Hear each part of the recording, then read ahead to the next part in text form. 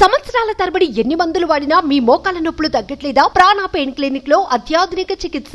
ప్రతి మనిషికి అందంగా ఉండాలని ఉంటుంది, కానీ అందం శాశ్వతం కాదు. కొందరైతే ఎదుటివారి ముందు అందంగా కనిపించడానికి ఏవేవో ప్రయత్నాలు చేస్తుంటారు.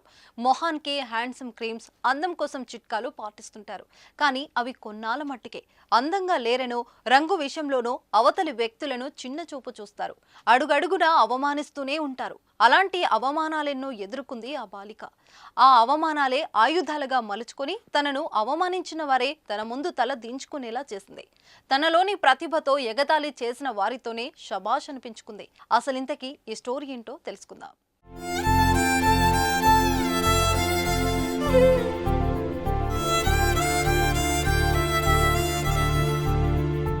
ఉత్తరప్రదేశ్కు చెందిన ప్రాచీ నిగంకు హార్మోన్ల లోపం వల్ల మొహంపై అవాంఛిత రోమాలు వచ్చాయి. దీంతో అడుగడుగున అవమానాలే ఎదుర్కొంది.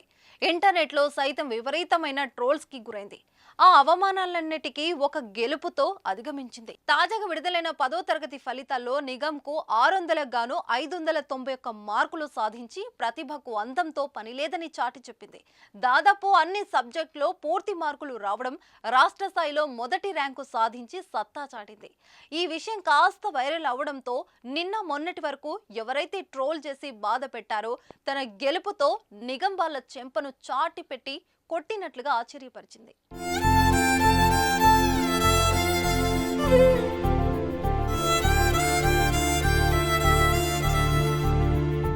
అందం ప్రతిభకు అడ్డం కాదని ప్రాచీ నిగం రుజువు చేసింది. దీంతో అవమానించిన వారే శబాష్ అంటూ పోస్టు పెట్టారు.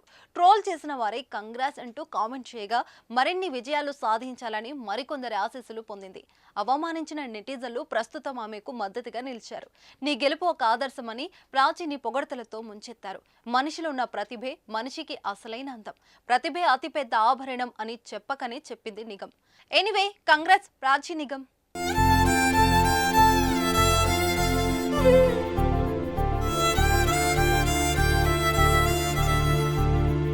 సుమన్ టీవీలో మీ పర్సనల్ అండ్ బిజినెస్ ప్రమోషన్స్ కోసం కింది నెంబర్కి కాంటాక్ట్ చేయండి.